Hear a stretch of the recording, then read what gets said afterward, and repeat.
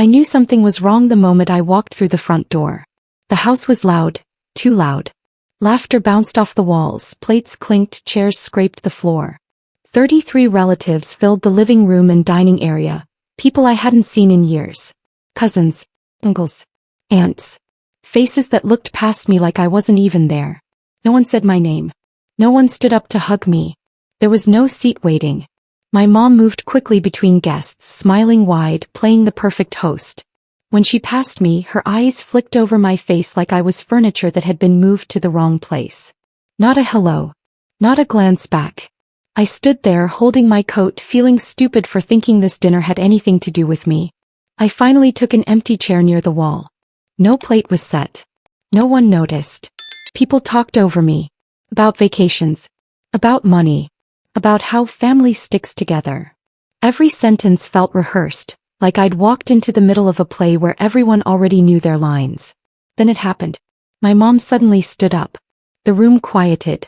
Forks paused midair. I thought, stupidly, that she was about to introduce me. Say something kind. Something normal. Instead she walked to the wall. The wall where my childhood photos hung. Before I could even stand, she grabbed the first frame and ripped it down. The glass cracked as it hit the floor. Gasps filled the room, but no one moved to stop her. She tore down another photo. And another. Pictures of me at graduation. Me as a kid. Me smiling next to people who were now staring at me like strangers. She threw them into the trash. Her voice shook, not with sadness but with rage. "You leech," she shouted, pointing straight at me. "You've sucked this family dry." My heart slammed against my ribs. I couldn't make a sound. My dad stood up beside her, face red, jaw tight. "Pay back everything we spent raising you," he yelled. "Every dollar." What a waste. The word waste echoed in my head. My sister laughed, a short, cruel sound, and walked over. She grabbed my arm and shoved me toward the door. "Get out," she said through clenched teeth. "You've embarrassed us long enough." No one stopped her. Some people looked uncomfortable. Most didn't. A few actually nodded. I didn't scream. I didn't cry. I didn't defend myself. I picked up my coat, stepped outside, and let the door slam shut behind me. As I stood on the porch, hands shaking, I looked back through the window one last time. That's when I saw it.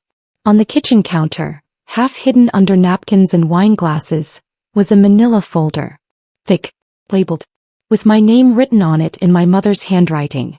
And the way her hand trembled as she reached for it told me one thing with terrifying clarity. This dinner wasn't about hating me. It was about something they were afraid I'd discover. I didn't contact anyone after that night. No texts. No explanations. No social media posts hinting at pain or confusion.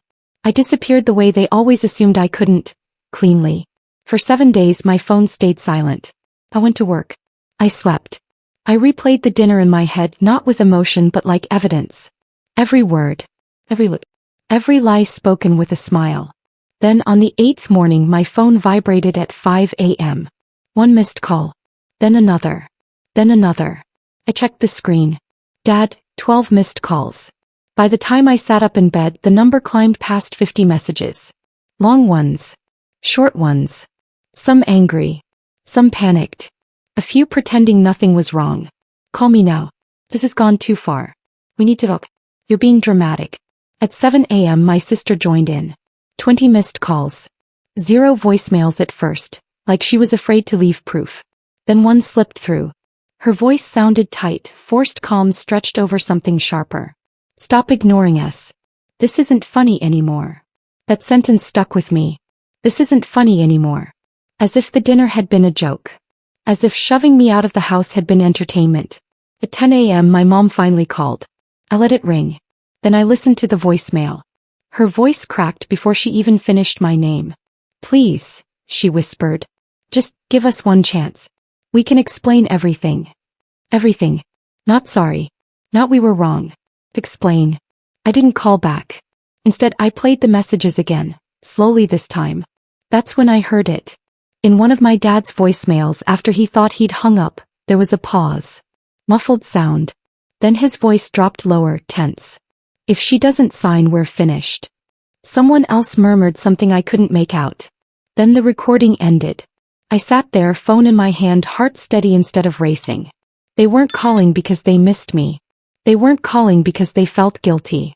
They were calling because something was moving without their control, and I was standing in the middle of it. Whatever that folder was, whatever they'd planned for me, it wasn't complete yet.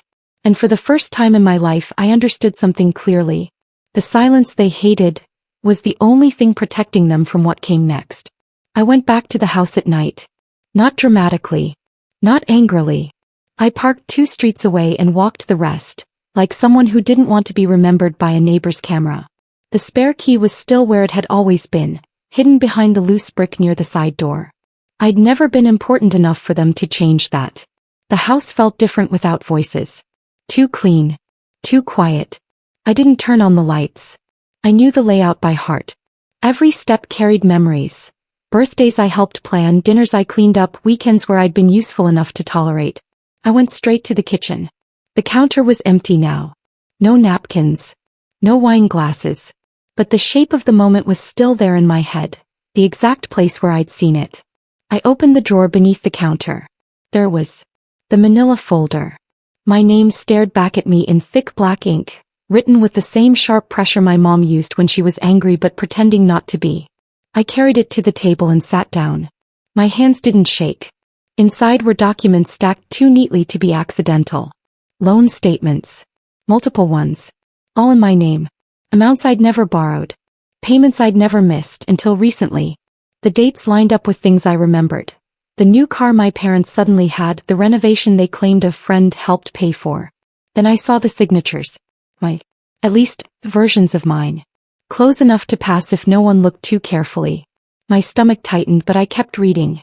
Next page. An insurance change form. Beneficiary updated. Policy owner listed as me. I flipped faster now, pulse steady but heavy like pressure building underwater. And then I saw the final document. A legal notice. Probate court. My breath finally caught. Someone had died. Recently. And no one had told me. The realization hit harder than the fraud.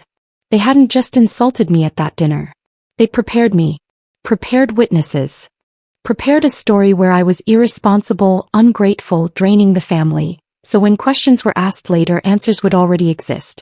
I closed the folder slowly. That's when something shifted. Because tucked into the back was a single page that didn't match the others. A clerk's copy. Stamped. And under interested parties, my name appeared again. Not as a liability. Not as a problem. But as someone who wasn't supposed to be erased. I slid the folder back where I found it, locked the door and walked away knowing one thing with absolute certainty. They thought I was walking blindly into a trap. What they didn't know was that they'd just shown me where it began. I didn't confront them. Not yet. I went home and did the one thing they never expected me to do. I verified everything quietly. The next morning I called the probate clerk listed on the notice. I kept my voice calm, almost bored, like this was routine. I gave my name. There was a pause on the line, the sound of keys clicking. Then the clerk said it. Yes. I see you here. My grip tightened. She continued, carefully, professionally. My grandmother had passed away 3 weeks earlier. The death certificate had been filed. The estate was already in preliminary review. 3 weeks. That meant while they were laughing at the dinner table, while my photos were being ripped off the wall, they already knew she was gone. They had buried her without telling me. No call. No message. No chance to say goodbye. The injustice didn't explode inside me. Sank, heavy, cold, permanent. The clerk hesitated before speaking again. You're listed as an interested party, she said. Possibly more, depending on how the objections play out. Objections. Of course there were objections. I asked who had filed them. She named my parents. I hung up and sat there for a long time staring at nothing. Suddenly the dinner made sense. The timing. The audience. The cruelty. They hadn't just wanted to humiliate me. They wanted witnesses. They needed 33 people to walk away believing I was irresponsible, selfish, ungrateful. So when my name appeared in legal documents, the narrative would already be written. Of course she caused trouble. Of course she took advantage. Of course she doesn't deserve anything. That was the story they were planting. And the worst part? They were confident it would work. Because for years I'd been the quiet one. The agreeable one. The one who didn't push back when things felt unfair. They'd mistaken patience for weakness, and built an entire strategy around it. That's when the anger finally sharpened. Not loud. Not emotional. Focused. I pulled up old messages on my phone. Conversations with my grandmother. Doctor appointments I'd taken her to. Groceries I'd delivered. Nights I'd stayed when no one else visited because it was too inconvenient. I hadn't been absent. I'd been invisible by design. And now they were trying to erase me completely. I closed my laptop and made a decision. I wouldn't rush. I wouldn't warn them. I wouldn't make a single move until I understood the full shape of what they'd done. Because if they were willing to erase a death, they were capable of much worse. And I intended to let them believe just a little longer that their version of the story was still winning. I waited 2 more days before calling back. Not because I was scared, but because silence makes people reveal things they don't mean to. When I finally answered my mom's number, I kept my voice neutral. Flat. Almost tired. "Hi," I said. She broke instantly. "Oh, thank God," she exhaled like she'd been holding her breath for days. "We've been so worried about you." Worried. I let that word hang in the air. She rushed on, tripping over reassurance. Things got emotional at the dinner. People said things they didn't mean. Families fight. You know that. I didn't argue. I didn't bring up the photos. Or the trash. Or the way she'd pointed at me like I was a disease. "I just want to talk," I said calmly. "In person." There was a pause. Then relief flooded her voice. "Of course. That's all we wanted." Within minutes my dad texted. "Proud of you for being mature about this." My sister followed. "Let's not make this bigger than it needs to be." Every message carried the same assumption. I was folding. They thought shame had worked. That humiliation had pushed me back into the role they preferred. Quiet, grateful, manageable. By the end of the hour, plans were made. Same house. Same table. No outsiders. "Just us," my sister insisted. "This stays in the family." I agreed. What they didn't hear in my voice was relief. What they didn't see was the way my hands stayed perfectly steady when I ended the call. Because now I understood the dynamic clearly. They weren't afraid of confrontation. They were afraid of scrutiny. They didn't want yelling. They didn't want emotions. They didn't want witnesses. They wanted control restored. And they believed the easiest way to get it was me. That night I laid everything out on my desk. Printed bank statements. Saved voicemails. Screenshots of messages they didn't remember sending. I didn't highlight anything yet. I didn't organize it into an argument. I just let the evidence exist. Solid, patient waiting. I also did something else. I wrote down every line they'd used on me over the years. Don't cause problems. Be grateful. You owe us. Family handles things quietly. Those weren't rules. They were restraints. And the moment they believed I'd accepted them again, they got careless. Late that night my sister sent one more message. "Come alone. Don't bring anyone. This doesn't need lawyers or drama." I stared at the screen for a long time. Then I typed back 2 words. "I understand." And in that moment I knew something they didn't. People only underestimate you when they think they already own the ending. They had no idea they'd just handed me the middle. I didn't rush into anything. That was the mistake they were counting on. Me reacting too fast, too emotionally, giving them something to twist later. Instead I slowed everything down. The next morning I took a day off work. I didn't tell anyone why. I spread the documents across my kitchen table like pieces of a puzzle that finally wanted to be seen. Loan statements on one side. Voicemails on the other. The insurance form in the middle, heavy with intent. I read every page twice. Then a third time. Not looking for outrage but for patterns. Dates lined up too cleanly. Signatures repeated the same slight mistake, the same curve that wasn't mine. Payment stopped right before the dinner. Right before the humiliation. It wasn't sloppy. It was planned. I backed everything up.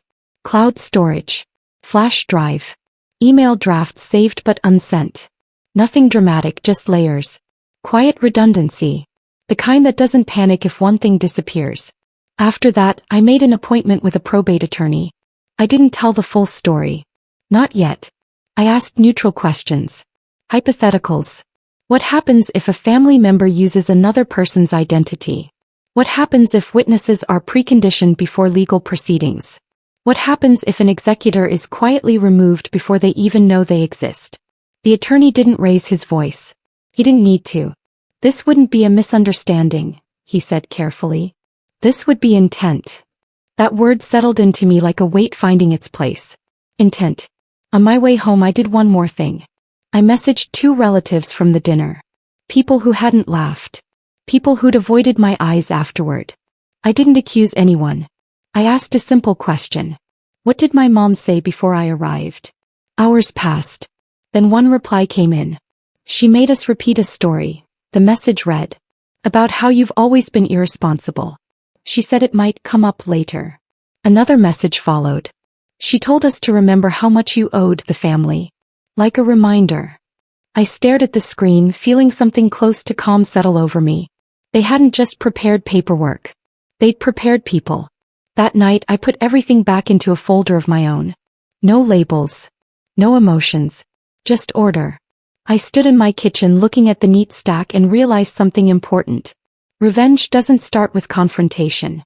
It starts with understanding the full shape of the damage. They thought I was coming back to talk. To explain. To apologize. What they didn't know was that I was coming back informed. And once information exists, it doesn't disappear. It waits. Patiently. I was about to. The attorney's office was quiet in a way that felt intentional. Muted walls. Soft chairs. No family photos on the desk. Just law books and a framed certificate that said probate and estate law. This wasn't a place for emotion. It was a place where stories turned into facts. I sat across from him and slid the folder forward. I'm not here to accuse anyone, I said. I just want to understand what position I'm in. He opened the folder slowly, reading without interruption. Page by page. His expression didn't change, but his attention sharpened. These loan documents, he said finally, were you aware of them? No. And the insurance change? No. He nodded once like he'd expected that answer. He turned to the probate notice. Tapped it lightly with his finger. This, he said, is where things get interesting. He explained it carefully. My grandmother had filed an updated will. Not hastily. Not under confusion. Properly witnessed. Properly documented. And unlike the older version my parents were leaning on, this one had conditions. Safeguards. Questions built into it. She anticipated conflict, he said. Specifically around pressure. Financial and emotional. I felt my throat tighten but I didn't speak. Then he said the sentence that shifted everything. She also named you. Not as a token mention. Not as an afterthought. As someone with authority. Someone with standing.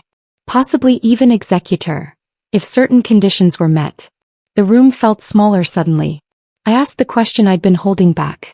If they used my identity, what does that mean? The attorney closed the folder. That means, he said, choosing each word, that this stops being family drama. He let the silence work. It becomes fraud. Potentially elder abuse. Possibly conspiracy if more than one person was involved. Conspiracy. I'd spent my whole life being told I was dramatic, sensitive, that I imagined problems. Now a professional was telling me the opposite, that what I'd uncovered wasn't emotional. It was criminal. And if they're pushing you to sign now, he added, it suggests panic. They're trying to lock liability onto you before the will is read. I nodded slowly. Outside the world kept moving. Cars passed. People laughed. No one knew what had just shifted for me. I hadn't come in looking for power. But I walked out with leverage. The kind that doesn't shout. The kind that waits. Because once people believe they've already won, they stop guarding the truth. And my family was about to prove just how careless confidence can make you. When I walked into the house again, everything was different. The same walls. The same table. The same faces. But this time they were watching me. My mom smiled too quickly, stepping aside to let me in like nothing had happened. The house smelled like coffee and something sweet. An attempt at comfort. Or distraction. Sit, she said gently, pointing to the chair at the head of the table. A seat that hadn't existed for me before. My dad cleared his throat and folded his hands, suddenly calm, suddenly reasonable. My sister leaned against the counter, arms crossed, eyes sharp, guarding something. They talked first. About misunderstanding. About stress. About how families hurt each other without meaning to. I nodded. I said almost nothing. Then my mom slid a stack of papers toward me. We just want to settle things, she said softly. So everyone can move forward. The word settle felt deliberate. I picked up the papers and began to read. They watched me the way people watch a test they've already answered for someone else. The first page looked harmless enough. Legal language. Responsibility clauses. A signature line waiting patiently at the bottom. Then I saw it. Buried halfway down the page. A single paragraph that changed everything. It transferred full responsibility for the loans, all existing and future balances, to me. Kept my face still. I turned the page. More of the same. Every document carefully written to look fair while quietly placing the weight where they needed it. My dad leaned forward slightly. This just makes things cleaner, he said. It protects everyone. My sister finally spoke. You've always said you wanted independence. This is that. I almost smiled. Because this was the moment they got careless. They assumed silence meant agreement. That calm meant compliance. I lowered the papers and looked at them thoughtful. Can I take copies? I asked. Just to review. The air changed. Not dramatically. Just enough. My dad's jaw tightened. My sister answered too fast. You don't need copies. That was the tell. I nodded slowly like I understood. Then I reached into my bag and placed my phone on the table. I just want to be clear, I said evenly. So I don't misunderstand anything. I pressed record. The red dot appeared. My mom's hand flew out instinctively. Turn that off. Her voice wasn't calm anymore. It was scared. In that silence I realized something important. They hadn't invited me back to apologize. They'd invited me back to finalize the damage. And now that I'd slowed the process, they didn't know how to stop what they'd already set in motion. No one spoke for a moment. The red recording dot sat between us like a warning sign none of them had planned for. My mom recovered first. She forced a laugh that didn't reach her eyes. You're being dramatic, she said, nudging the phone away slightly. We're just trying to help you. I slid the phone back to the center of the table. I'm listening, I said. I just want everything clear. That word again. Clear. My dad leaned back in his chair, arms crossing tightly over his chest. You don't need to record family conversations, he said. This is private. Private meant unprotected. I looked at the papers again, flipping one page slowly, carefully, like I was still deciding. I'm not refusing, I said. I just want to understand what I'm agreeing to. That's when my sister snapped. You always do this, she said sharply. You complicate things. Why can't you just trust us for once? Trust. The word hung in the air, heavy with irony. I looked up at her, calm, almost curious. Trust works both ways, I said. That's why copies shouldn't be a problem. Her eyes flicked to my parents. Just for a second. It was small, but it was enough. Because in that glance I saw it. Coordination cracking. The unspoken agreement slipping under pressure. My dad stood up abruptly, pacing behind his chair. You're making this harder than it needs to be, he said. Sign it now and this all goes away. There was the urgency they'd been hiding. Goes away how? I asked. He stopped pacing. Silence stretched again, thin and uncomfortable. My mom reached for the papers, stacking them quickly, a little too quickly. We'll get you copies later, she said. Let's not turn this into something ugly. Ugly. I watched her hands. They were shaking. That's when I knew. This wasn't a negotiation. It was a countdown. They needed my signature before something else happened. Before a date arrived, before a document surfaced, before control slipped completely out of their hands. I stood up slowly, gathering my bag. I'm not signing today, I said evenly. But I will be in touch. My sister stepped forward, blocking the doorway. Her voice dropped. If you walk out now, she hissed, don't expect us to protect you later. Protect me from what? I met her eyes. You already haven't. I walked past her, opened the door and felt the cool air hit my face like relief. Behind me voices rose. Overlapping, panicked, no longer controlled. The crack had formed. And once control breaks, everything that depends on it starts to fall. I didn't wait long after that.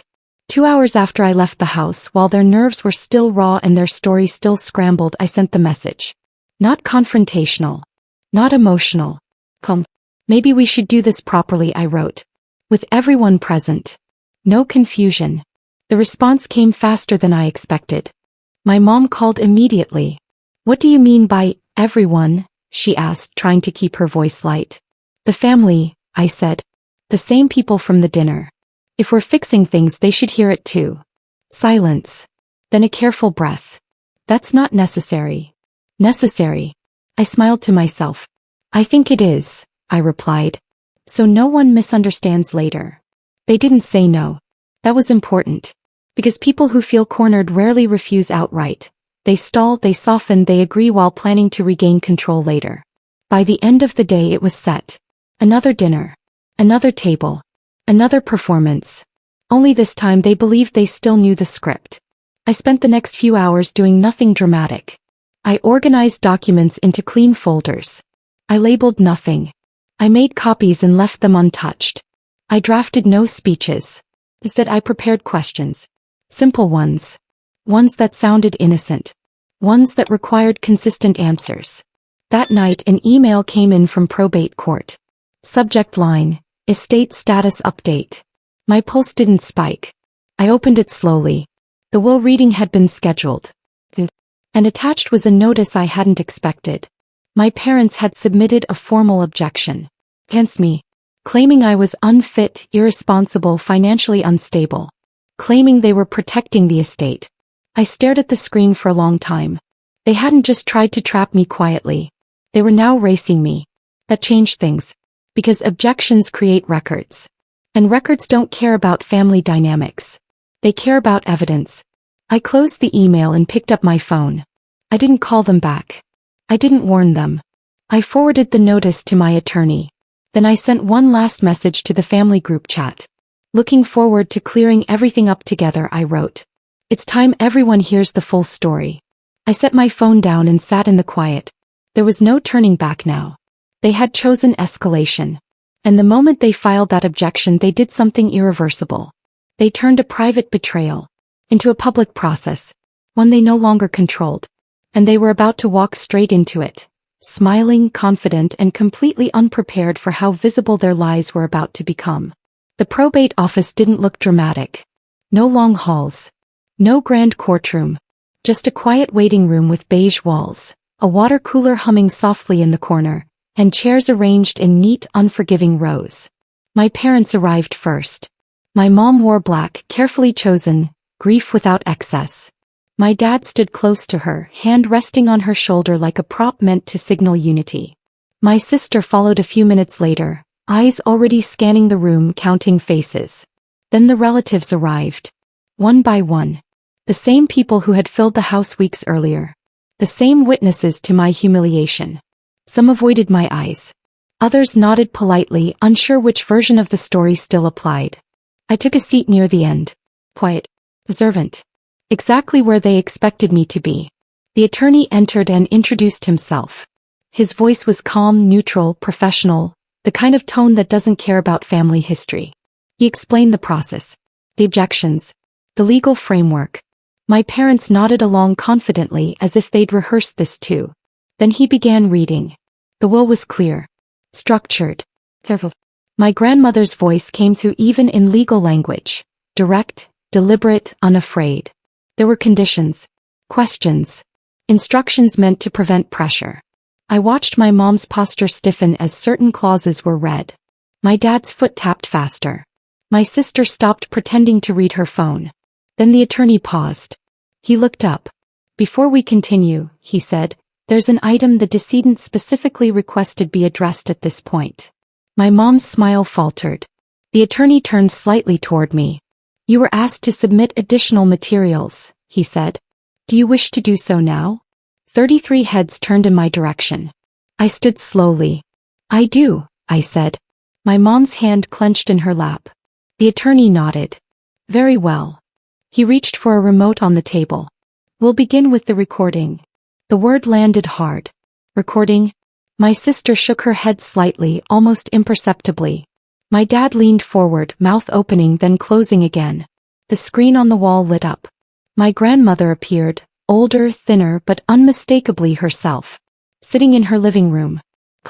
Composed. Looking directly into the camera. Her voice filled the room. I'm making this message because I don't trust silence, she said. And I don't trust pressure disguised as family. No one breathed. She spoke slowly. About visits. About conversations. About requests made when no one else was around. About being told who deserved what. Then she said names. Specific ones. Dates followed. My mom's face drained of color. My dad stared straight ahead, jaw locked. My sister's eyes darted toward the door. The video continued. And if anyone claims she doesn't belong here, my grandmother said calmly, check the account ending in 4417. The screen went dark. The silence that followed wasn't awkward. It was devastating. The attorney cleared his throat. Shall we continue? He asked. And for the first time my parents didn't answer. Because the trap wasn't closing anymore. It had already locked. No one moved after the screen went dark. It wasn't shock the way movies show it. No gasps, no shouting. Just a heavy, suffocating stillness, like the room itself was waiting to see who would speak first. My mom's lips parted slightly as if she meant to say something. Nothing came out. My dad finally shifted in his chair. The sound scraped across the floor far too loudly. A few relatives leaned forward, suddenly alert, the way people do when they realize they've been standing on the wrong side of a story. The attorney adjusted his glasses. For clarity, he said evenly, the account referenced is already documented in the estate file. He slid a folder across the table. Not toward me. Toward my parents. My mom's hands hovered over it but didn't touch. Her face had gone pale in a way no makeup could hide. My sister whispered something under her breath. Sharp, urgent, but my dad cut her off with a look. One of my aunts spoke up. What account? She asked softly. The attorney answered before anyone else could. An account used for recurring withdrawals shortly before the decedent's passing. Withdrawals that coincide with several of the loans listed under another party's name. He didn't say my name. He didn't need to. Eyes began turning. Not toward me but away from my parents. Another relative frowned. You told us she was bad with money, he said, glancing at my mom. That she borrowed from you. My mom shook her head quickly. That's not. This is being twisted. But the certainty was gone. The authority. The story she'd planted at the dinner table started unraveling in real time. The attorney continued, voice steady. The video will be entered into record. Along with the documents submitted by, he glanced at me, the interested party. Interested party. Not problem. Not liability. Party. My sister finally stood up. This is ridiculous, she snapped. You're letting her control the narrative. The attorney looked at her calmly. The narrative is documented. That was when my dad's phone buzzed. Once. Then again. He glanced down instinctively and I saw it. The flicker of realization as messages piled in. Relatives texting each other. People comparing notes. Stories colliding. Whispers spread through the room like a ripple. She visited Grandma every week. I remember her mentioning pressure. That account number sounds familiar. My mom pressed her palms against the table, breathing shallow. I was just trying to protect the family, she said weakly. Someone asked, from what? She didn't answer. Because the truth had moved beyond denial. This wasn't accusation anymore. It was exposure. Public. Recorded. Irreversible. I didn't say a word. I didn't need to. The story they'd built about me, slowly, carefully, cruelly, collapsed under the weight of one thing they couldn't rewrite. A voice from the grave, that had seen them clearly, and refused to stay silent. The room didn't erupt. It fractured. Quietly. Relatives leaned away from my parents as if distance alone could separate them from what was unfolding. Chairs shifted. Phones appeared in hands. The illusion of unity dissolved into small, individual calculations. The attorney turned another page in the folder. These documents, he said, calm as ever, were submitted voluntarily. He gestured toward me. I stood and placed my folder on the table. No slam. No announcement. Just paper meeting wood. Inside were the loan statements, the insurance change forms, the signatures that weren't mine, the dates that lined up too perfectly to dismiss. I didn't explain them. The attorney did. He outlined the pattern slowly, methodically. How the loans appeared shortly after specific withdrawals. How the beneficiary changes coincided with increased pressure on the decedent. How the objections filed against me contradicted earlier statements made under oath. Words like fraud, misrepresentation, undue influence. They weren't dramatic. They were lethal. My mom shook her head over and over, whispering, "This isn't what it looks like." No one answered. One cousin stood up. "You told us she never helped," he said, voice tight. "That she didn't care." Another added, "You said she was unstable. That we shouldn't trust her." My dad finally spoke, voice strained. "We were trying to manage a difficult situation." The attorney looked at him. "By transferring liability to another person without consent?" Silence. My sister lunged forward suddenly, reaching for the papers on the table. "This is private," she snapped. "You can't just..." She stopped. "Because someone else spoke first." "I already scanned them," my aunt said quietly, phone in hand. "And emailed copies to myself." That was it. That was the moment control died. My sister froze. My dad's shoulders slumped. My mom's face crumpled as the reality set in. Not just legal consequences but social ones. People they relied on. People they'd manipulated. People who now saw the full picture. Phones buzzed again. Messages spread faster than denial. The attorney closed the folder. "Given the evidence," he said, "this matter will be referred for further review." Further review meant investigations. Audits. Questions that wouldn't go away. My parents didn't argue. They couldn't. Because this wasn't my word against theirs anymore. It was records. Dates. Signatures. Video. Things that don't forget. I sat back down, hands folded. I felt no triumph. Just finality. They'd spent years building a version of me that made their actions acceptable. And in one room, in one morning, that version collapsed. Not because I shouted. But because the truth finally had enough paper to stand on its own. Outside the probate office, the air felt different. Heavier. Like something invisible had finally settled. My dad's phone wouldn't stop vibrating. He didn't answer it. He just stared at the screen, watching names flash. Relatives, old friends, people who had smiled at him for years and were now demanding explanations he didn't have. My mom stood a few steps away from everyone else. Arms wrapped around herself like she was trying to hold something together that had already broken. Her face had collapsed into something unfamiliar. Fear without an audience. My sister paced near the parking lot, furious, whispering into her phone, her voice sharp enough to cut. She glanced at me once, eyes burning, then turned away like I was something poisonous. No one spoke to me at first. Not because they were angry. Because they didn't know how. Finally, my mom approached. Her voice was small now. "We can still fix this," she said, eyes darting around, terrified someone might hear. "Just say something. Tell them there was a misunderstanding." I looked at her. Really looked. This was the same woman who had ripped my photos off the wall. Who had turned 33 people against me with a smile. Who had watched me walk out of that house without stopping me. "Fix what?" I asked quietly. Her mouth trembled. "Everything." Behind her, my dad finally answered a call. I heard only fragments. "I don't know, we didn't mean, please." Before he turned away, shoulders hunched like a man shrinking under the weight of his own choices. My sister stormed over. "You didn't have to destroy us," she hissed. "You could have handled this privately." I met her stare. "You tried," I said. "I didn't." She scoffed, but there was no confidence behind it anymore. The relatives began leaving in small groups. Conversations were short. Awkward. No goodbyes. The family unit my parents had relied on scattered without ceremony. When the parking lot finally thinned, my mom whispered the truth, almost to herself. "We only did it because we thought the will would make you rich." There was not resentment, not disappointment, profit. I nodded once. That was all I needed. I walked away without another word. No shouting. No last speech. No victory pose. Just distance. Behind me the voices faded. The phones kept ringing. The silence grew louder. And for the first time in my life, the quiet didn't feel like punishment. It felt like freedom settling in. I didn't follow up. I didn't check in. I didn't send a single message asking how they were holding up. The aftermath handled itself. Investigations moved quietly. Accounts were frozen. Lawyers spoke in careful tones.